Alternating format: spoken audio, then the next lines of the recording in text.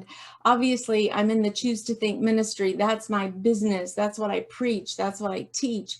But I wanted to use this as an example to show you that I also have to practice what I preach, and that sometimes I also get stuck in toxic thinking. Maybe not stuck there, but I begin to engage toxic thoughts. And this pickleball tournament is case in point of what happened to me when I started engaging and energizing a whole bunch of toxic thoughts. And so I wanted to share that with you so you could see a real life example, a recent example of how I too have to take my thoughts captive, and the impact of not taking my thoughts captive actually cost us the tournament and cost us some wins as a team.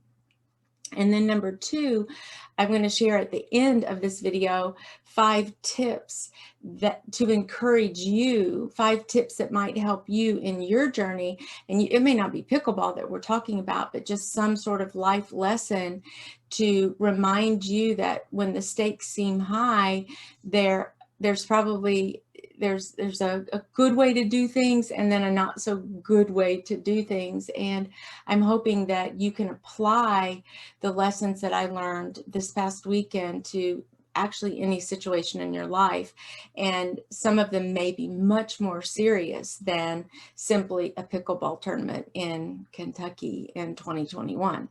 So first off, as I was saying, that the day was going so well. I was so excited, and I made sure I was doing all the things that you need to do physically. I felt like I was very physically fit and ready. My partner and I had practiced considerably the week leading up to the tournament. We were ready to go. I made sure that I got good rest that night. I was hydrated. I had all the things I needed, all the food, the energy, everything. I was good to go, all systems straight ahead, and eager, and I was excited. I will tell you that I was very much focused on winning. And part of the reason was because I've been dealing a lot with declarations and manifestations, and pondering all of that and what does that mean.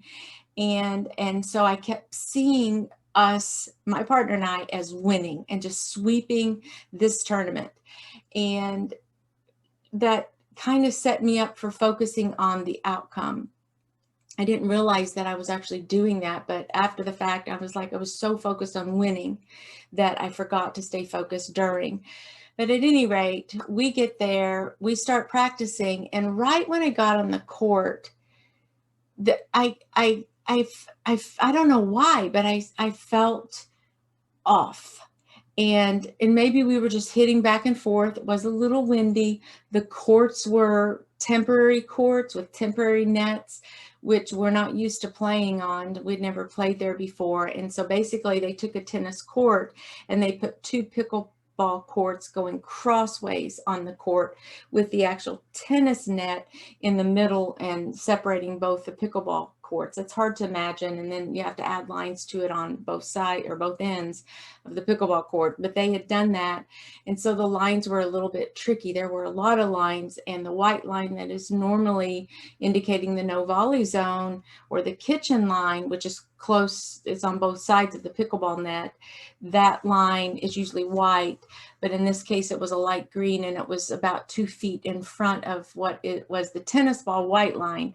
This is very difficult to explain without a visual, but all that to say, the lines were a little funky. It wasn't an actual pickleball court. And